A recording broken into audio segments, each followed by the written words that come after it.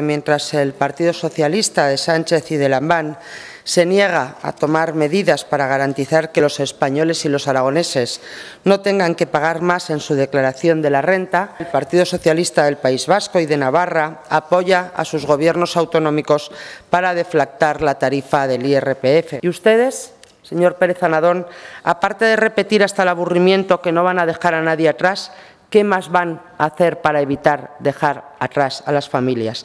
Si con 22.000 millones de euros más de recaudación hasta julio y 30.000 que se estiman a final de año no se rebaja el IRPF, al menos a las rentas medias y bajas, es que simplemente la política económica de este Gobierno es absolutamente regresiva y en contra de las personas que peor lo están pasando. Les instamos su apoyo por sexta vez desde el mes de marzo a esta iniciativa.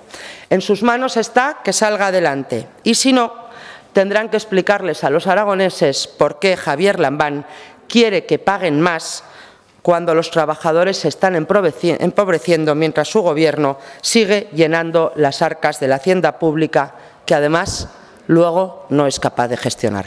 Votos a favor 30, en contra 35, ninguna abstención, por lo tanto, decae dicha iniciativa. Gracias a ustedes, la sociedad aragonesa seguirá empobreciéndose y todavía no he visto ninguna medida del Partido Socialista encima de la mesa para combatir la inflación. Gracias.